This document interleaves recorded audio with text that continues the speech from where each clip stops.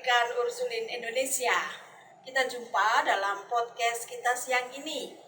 Saat ini kami bertiga, saya, Suster Vero, Suster Ferdin, dan Suster Lita sedang berada di ruang podcast Santa Ursula Jalan Pos nomor 2 Jakarta. Kenapa kok kita bertiga bisa ngumpul di tempat ini? Kita sedang mengadakan musyawarah nasional pendidikan Ursulin Indonesia. Sejak tanggal berapa ya, Suster? Tanggal 26 sampai 29 Oktober nanti. Suster Ferdin adalah Ketua 1 Yayasan Pendidikan Ursulin Indonesia. Sedangkan Suster Lita adalah provinsial para suster Ursulin di Indonesia, sekaligus kita bisa bilang pemilik dari sekolah-sekolah yang ada Ursulin di Indonesia. Kaya dong ya. Kayak apa Suster nih ya? Banyak sekolah. Kita akan tanya nih kepada Suster Ferdin. Suster, tema Munas kita ini apa nih sekarang nih? Tema Munas ini itu memang sudah dipikirkan matang-matang. Kita melihatnya ke depan, ya. Akan jadi apa nanti pendidikan Ursulin itu. Lalu kita memilih tema paradigma pendidikan Ursulin masa depan. Mengapa masa depan? Kita ini berhadapan dengan satu era yang istilahnya ini era yang menantang kita untuk mengikuti terus perubahan-perubahan. Luar biasa teman-teman. Susah loh kita ini kalau harus menghadapi banyak perubahan. Banyak orang resisten dengan perubahan. Nah, sekarang kita tanya Suster Lita. Sebenarnya pendidikan Ursulin di Indonesia itu sejak kapan tuh Suster? Pendidikan Ursulin Indonesia tuh panjang sekali sejarahnya. Kita tuh sudah hadir 160 tahun di Indonesia. Bahkan lebih dari 100 Bahkan untuk di dunia itu lebih lagi. Kita udah hampir 500 tahun ya. Wah, itu khusus hanya pendidikan. Coba bayangkan. Terkenalnya Ursulin itu karyanya pendidikan. Betul. 160 tahun itu kan berarti sudah bergenerasi-generasi nih Suster. Iya. Banyak masa atau era yang kita lewati. Dari era penjajahan mungkin ya sampai sekarang era digital. Nah Suster Ferdin, dengan adanya Munas ini, apalagi setelah pandemi ya Suster melihat bagaimana dinamika pendidikan Ursulin, terutama pendidikan ya di Indonesia. Saya melihat dan mengamati betul bagaimana pendidikan Ursulin ini dia berjalan selaras dengan perkembangan zaman. Hampir semua yayasan itu berusaha untuk menjawab dan kebutuhan, tapi juga dia menjawab tantangan zaman. Saya sangat optimis dengan geraknya Ursulin ini selalu menuju ke masa depan, dia selalu mau baru. Dan yang bagusnya sekarang ini dengan musyawarah, tidak hanya musyawarah, sebelumnya ada banyak sekali kegiatan yang membuat kita tuh bersama-sama. Jadi kita berjalan bersama menuju masa depan. Suster Lita, kalau kita merunut lagi ke belakang, tentu para suster pendahulu dulu ya punya mimpi terhadap kedatangan mereka di Indonesia, lalu memulai karya pendidikan, tentu punya mimpi. Nah sekarang, di era sekarang ini Suster, di era setelah pandemi, lalu orang menyebut di era milenial, era digital, Suster punya mimpi apa terhadap karya pendidikan di Indonesia? Mimpi saya ya, karena ini mendidik. Ya, mendidik itu adalah memberikan yang terbaik untuk anak-anak muda. Memberikan yang terbaik itu apa ya? Ya itu tadi seperti membentuk anak didik kita mempunyai keterampilan. Ya kan, itu yang penting dan itu tidak gampang. Ya, itu sobat-sobat pendidikan kita itu yang ada di lapangan itu yang harus diberi dan apresiasi. Tantangan pendidikan sekarang tidak mudah ya sobat pendidikan, apalagi selama 2 tahun ya Suster, anak-anak belajar dari rumah. Sering kita mendengar kata lost learning.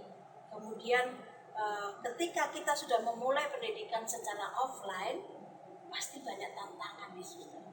Kalau dulu ya kita sobat muda, kalau kita lihat beliau-beliau ini memang kelihatan awet muda ya, tapi Suster Ferdin dan Suster Lita ini lahir di zaman belum ada internet ya kan Ya, suster? betul. Nah kalau mau telepon aja harus pakai Pakai koin. Koin. kalau mau nulis pesan aja pakai surat yang datangnya kapal tempo Ya, ya. termasuk surat cinta. Surat cinta juga kadang-kadang kalau pak posnya kesasar ya sudah Sudah. belok kemana itu Salah surat dibaca. cinta. Iya. Maka ini di zaman yang serba mudah memang ya. Dulu kita kalau mau foto aja kan pakai roll ya suster, Iya, paling betul. banyak berapa ya? 36 kalau nggak salah. Dengan bonus 2 kalau ada. Lalu ketika udah mau dicetak ternyata rollnya tidak nyantol, jadi nggak ada fotonya. Tapi bukan foto loh. Di kanan mereknya Kodak. Kita mau di Kodak dulu. Di kodak dulu, di tustel dulu. Nah, Dulu. anak zaman sekarang nggak kenal. Kalau mau dengerin lagu harus pakai kaset, puter lagi, puter lagi. Sekarang semua serba Ya, ya. mudah. Nah, Suster Ferdin melihat ada keprihatinan apa dengan semua kemudahan ini? Kemudahan ini sebetulnya sangat membantu manusia ya. Setiap kita baik yang tua maupun yang muda itu lebih bertumbuh menjadi sangat manusiawi. Seharusnya itu. Tapi yang membuat keprihatinan adalah bagaimana manusia memakai semua alat itu. Jadi memang dibutuhkan kebijaksanaan dan tetap memperhatikan apa yang disebut dengan nilai-nilai kemanusiaan. Gadget is yes, teknologi is yes, tetapi jangan lupa humanisasinya. Seringkali terjadi anak-anak pulang dari sekolah langsung duduk di sofa, kemudian main HP, tidak menyapa siapa yang ada di rumah, apakah itu orang tuanya, orang mamanya, atau pembantunya. Jadi tidak ada relasi. Itu menjadi keprihatinan utama. Kalau Suster Rita melihat dengan situasi ini, tantangan bagi Bapak Ibu guru tentu berat ya. Oh, Mbak sangat. Kira-kira pendampingan yang akan mereka berikan gitu harapannya Suster. Harapan saya ya untuk para guru, pasti para guru kan umurnya juga ada yang seperti kami ini ya. Jadi jangan gaptek juga sehingga anak-anak itu tidak lebih pintar dari gurunya. Ya kan, paling tidak kita harus mengikuti. Untuk itu guru juga harus memberikan arahan. Bagaimana sih yang dibutuhkan untuk pelajaran tuh ini, tapi jangan buka konten yang tidak baik. Sehingga anak-anak itu termasuk yang tadi Suster Fredin bilang, kurang relasi, terlalu banyak, jadi ketagihan itu yang tidak boleh terjadi. Karena gadget sebagus apapun, kontennya begitu lengkap, tapi itu buatan manusia. Kita bukan budak dari mesin, ya kan? Nah, kita memilih dan kita harus benar-benar tahu ini berguna bagi saya. Jadi relasi Suster Ferdin bilang, jangan karena gadget kita itu akhirnya apa? Oh, kalau dengan orang yang jauh jadi dekat, orang dekat jadi jauh. Itu yang jangan sampai kita itu menjadi manusia apa ya? Kalau yang sendiri aja apa itu ya? Ada penyakit anak-anak yang nggak mau yang nggak mau bergaul dengan orang, tapi dengan gadget dia bisa gitu. Asosial Ya begitu. jadi memang Bapak Ibu guru suster yang mendampingi anak-anak harus mengajarkan mereka diskresi ya suster ya, Betul. memilih dan memilah yang baik, benar dan relevan ya. Tapi tentu tidak mudah suster. Bicara soal teknologi pasti sekolah-sekolah itu Oh berlomba-lomba ya, betul. mau mengadakan sarana prasarana kayak gini nih keren kan. Tapi tentu orang tua juga milihnya juga yang keren, yang bagus, yang fasilitas lengkap. Nah kalau di daerah apa begitu, bagaimana suster menyikapi? Sulit juga membuka pendidikan sekolah nanti ke depan bukan di NIAS juga ya suster ya. Betul. Menghadapi persaingan dalam arti tertentu ya di dunia pendidikan itu bagaimana menghadapinya suster Ferdin? Yang pertama tentu kita harus punya ide besar dulu ya. Ini tadi kita baru bicara mengenai ide besarnya. Ke depan itu pendidikan usul itu seperti apa? Itu nanti kita akan mengarahkan baik sekolah yang lama, yang sudah lama berdiri dan yang mungkin baru didirikan dan mungkin masih akan didirikan itu ke arah sana. Tadi kami punya konsep, kami Ya. berpikir begini, wah kok kayaknya kalau ke depan ini pendidikan muslim ini dia nggak bisa statis, dia akan terus berjalan. Bisa kasih bocoran nggak suster kepada sobat-sobat Kita bocorkan saja kan. Iya. rahasia teman-teman suster Ferdin mau Jadi, berbagi nih. kita ini sudah punya mimpi besar begini, lembaga pendidikan muslim ke depan itu adalah lembaga pendidikan yang adaptif, yang inovatif, tapi juga holistik. Atau boleh dibalik, mau holistik dulu, mau adaptif dulu, mau inovatif. Yang penting kita itu dengan 3 kata kunci ini sebenarnya mau menggerakkan semua lembaga pendidikan muslim itu untuk terus menyesuaikan dirinya. Sambil menyesuaikan diri dia membuat hal-hal yang baru lagi. Sampai dia membentuk dirinya. 3 daya jiwa itu juga ikut dibentuk dalam proses ini. Menarik sekali nih suster Lita. Ada tadi holistik, adaptif, inovatif, ada 3 daya jiwa. Apa tuh itu suster? Itu makanan apa ya? Kalau sekarang kan jajanannya itu jagung, popcorn apa? Nah ini apa nih? Yang adoptif itu ya menurut saya bukan berarti begini loh. Tadi kan Vero menyinggung ada sekolah ursulin di kota besar, ada sekolah ursulin di pedalaman di daerah. Adoptif itu adaptif ya, bukan adoptif. Adaptif itu bukan berarti nih kayak Santa Ursula. Dia sudah punya apa itu metaverse ya. Ya, Oh, ya tapi kan nggak bisa dong di adaptifnya di daerahnya belum waktunya. Segala sesuatu itu ada waktunya dan kebutuhan di daerah itu apa, sehingga kita membuat prioritas itu loh. Iya, kalau inovatif saya rasa di semua tempat kita harus melakukan inovatif sesuai juga dengan kebutuhannya. Jadi tidak bisa inovatif di kota diterapkan di daerah. Di daerah mungkin tidak bisa juga di kota. Jadi ada sesuatu yang tapi itu terus berjalan seperti Suster Ferdin. Kita tidak berhenti. lalu yang holistik tadi. Nah itu sudah pastilah. Ini kan pendidikan usulin tadi kan dengan karakter, dengan nilai-nilai serviam itu kan sudah mau membentuk manusia itu tidak terpotong-potong. Ya kan, bukan hanya baik di sini kosong. Di sini penuh, di sini kosong kan tidak bisa. Maksud saya di sini tuh tadi ya saya udah nunjuk-nunjuk loh ya. Betul kan lokasi Ya, apa yang lokasi ya. ya, jadi tidak hanya pintar tapi juga punya hati. Iya. Bersama. Apalagi di dunia sekarang ini ya egois itu kuat. Kita berusaha supaya anak-anak didik itu punya semangat serviam di mana-mana. Nah, suster menarik sekali tadi.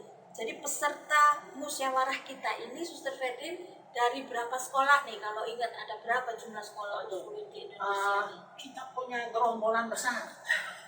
Sekolah ursulin di Indonesia itu terdiri dari 13 yayasan yang ada di Indonesia dan 1 yayasan yang ada di Timor Leste. Kalau lihat sekolahnya dihitung-hitung mulai dari TK, KB, TK sampai dan perguruan tinggi, kita itu sekarang punya 68 unit sekolah. unit sekolah. Itu gerombolan besar. Mudah-mudahan mereka semua bisa berkembang menjadi malaikat-malaikat masa depan Luar biasa.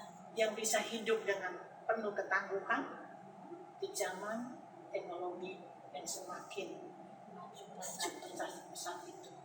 Ada yang di Jakarta Pusat Ring 1 nih teman-teman. Jalan Pos, Santa Maria Juanda, kemudian Santa tapi juga ada yang di Nias, kemudian Timor Leste ya Suster.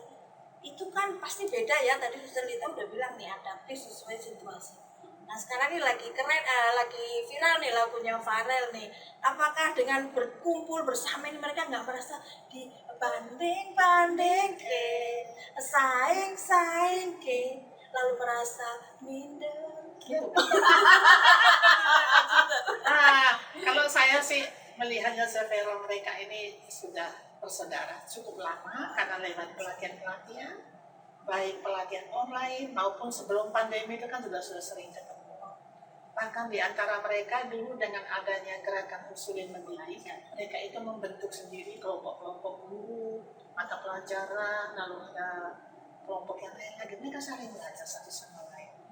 Juga pada saat pandemi dengan pertemuan-pertemuan yang online itu mereka sering ketemu, bahkan kita pernah menghimpun mereka tuh sampai mungkin hampir 1.000 guru, mereka berkumpul dari situ, mereka melihat saling berkenalan satu sama lain. Jadi untuk mau banding-banding kayak itu kayaknya tidak. Kayak mereka mau saling belajar satu sama lain. NCM ya. Ya, NCM. betul. Nah, sekarang nih pertanyaan terakhir Suster Lita nih, agak berat. Jangan susah-susah. Karena gini, sekarang kan ya mau tidak mau tadi adaptif kan ya, Iya. inovatif. Berarti kan SDM-nya juga mesti siap nih Suster. Bagaimana dengan jumlah suster yang ada, kemudian jumlah Bapak Ibu guru, kepala sekolah, unitnya tadi 68. Berarti suster kan punya 68 sekolah-sekolah. Bagaimana kalau dulu memang terkenal ya kepala sekolahnya suster galak gitu ya. Ternyata kita kan nggak galak ya teman-teman ya. Tapi gimana nih Suster Lita soal SDM nih? Ya, SDM itu ya memang di setiap organisasi itu penting ya, seperti itu misalnya seperti darah ya. Nah, untuk mendapatkan yang terbaik itu memang tugas dari ya kita semua ini loh, pengurus yayasan, baik yang di lapangan mau di manapun, itu pembinaan itu penting untuk mendapatkan sesuatu yang baik. Itu kan nggak hanya bisa ini loh ada, tidak cukup. Pembinaan terus-menerus itu penting, yang seperti Suster Ferin bilang, setiap guru karyawan kita pun diberikan pembinaan, terutama adalah Santa Angela. Semangat Santa Angela. Itu yang penting, karena itu adalah dasar dari semua, sehingga kita bisa mempunyai semangat Serviam Insieme, karena kita semua keluarga besar. Tentu mereka bangga sekali nih jadi keluarga besar sekolah Ursulin. Nah, Suster Ferin mungkin ada tambahan kesan-pesan dari musyawarah nasional kita kali ini. Baik, Suster Vero, musyawarah memang sedang berlangsung. Saya hanya punya harapan kalau kita nanti sampai pada komitmen bersama atau kesepakatan bersama untuk merubah paradigma berpikir kita, paradigma merasa kita, paradigma tindakan kita, maka dibutuhkan itu adalah komitmen untuk melaksanakannya.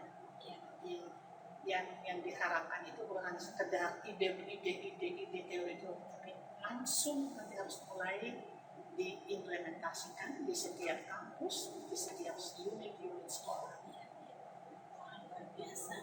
Teman-teman sobat pendidikan Ursulin, kami berkomitmen untuk melanjutkan apa yang sudah dimulai oleh para pendahulu kita 160 tahun yang lalu. Para suster itu misionaris dari Belanda ya, suster ya, datang jauh-jauh ke sini menanamkan benih pendidikan bagi generasi muda, dan hasilnya bisa kita nikmati sampai sekarang ini, dan itu akan kita teruskan. Ya, teman-teman, kita doakan supaya musyawarah ini sungguh membawa gerak baru, darah segar bagi pendidikan kita. Walaupun diterpa pandemi, kita tetap bisa melayani anak-anak muda yang dipercayakan Tuhan kepada kami dengan semangat Santa Angela tentunya, dan menghasilkan generasi muda dengan semangat Serviam. Kita tutup podcast kita kali ini Suster dengan menyanyikan referen Serviam. Serviam, Serviam, tetap teguh